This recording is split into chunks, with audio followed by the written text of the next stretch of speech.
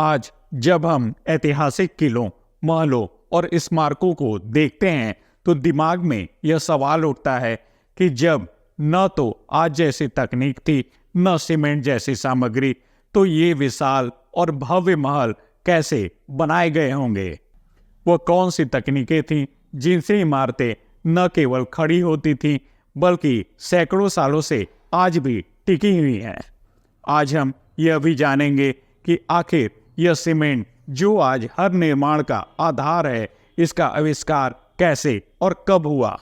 और सीमेंट का आविष्कार तो काफी बाद में हुआ, तो फिर सवाल उठता है, ताजमहल में इस्तेमाल किए गए हजारों संगमरमर के पत्थर एक दूसरे से कैसे जोड़े गए होंगे।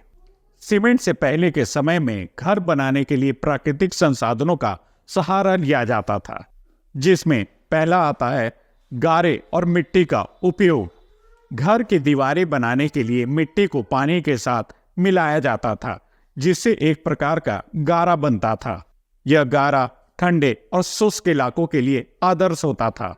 मिस्र के पिरामिड से लेकर सिंधु घाटी सभ्यता तक मिट्टी और गारे का उपयोग बड़े पैमाने पर हुआ। दूसरा, पत्थर का प्रयोग। प्राचीन काल में पत्थरों का इस्तेमाल बड़े पैमाने पर होता था। भारत के अजंता एलोरा गुफाओं और मध्यकालीन किलों को देख लीजिए। इन इमारतों में पत्थरों को जोड़ने के लिए कोई सीमेंट नहीं था, बल्कि इनका आकार और ग्रेविटी इन्हें मजबूती देता था। तीसरा, लकड़ी का योगदान। जंगलों के नजदीक रहने वाले लोग लकड़ी का इस्तेमाल करते थे। यह हल्की होती थी और इसे आसानी से ढालकर उपयोग में लाया जा सकता था। जापान में आज भी कई पारंपरिक घर लकड़ी के बने हैं और वे भूकंप झेलने में सक्षम होते हैं।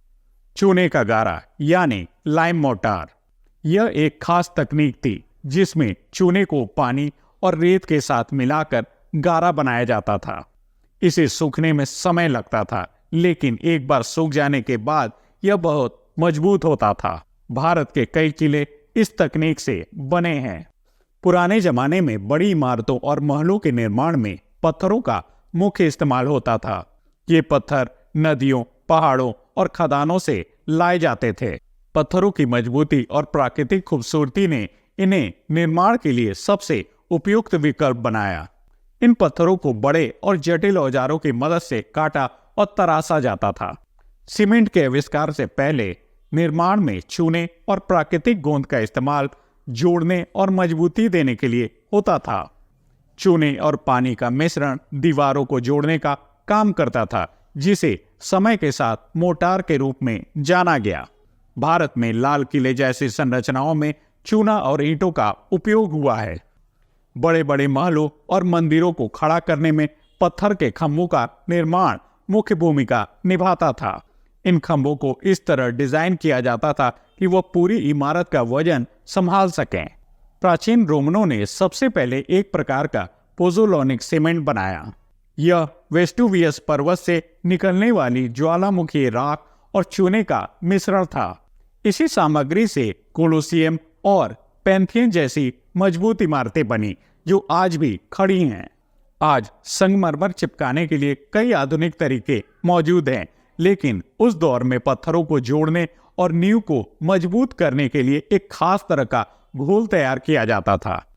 theconstructor.org के एक आर्टिकल के मुताबिक ताजमहल की नींव के लिए एक खास मिश्रण तैयार किया गया था, जिसे सरूज कहा जाता है।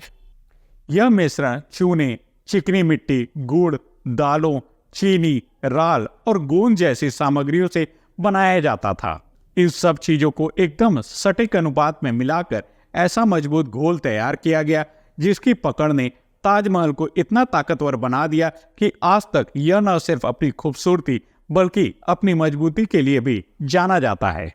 ताजमहल ने सदियों से भूकंप, तूफान, बारिश, धूप, गर्मी और सर्दी का सफलतापूर्वक सामना किया है।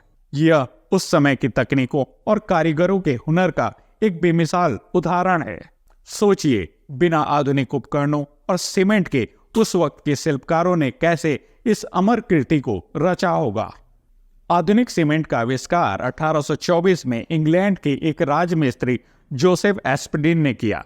उन्होंने एक ऐसा पाउडर तैयार किया जिसे उन्होंने पोर्टलैंड सीमेंट नाम दिया। इसका नाम इसलिए रखा गया क्योंकि यह पत्थर की उस खास किस्म से मिलता जुलता था जो इंग्लैंड के पोर्टलैंड इलाके में पाई जाती थी।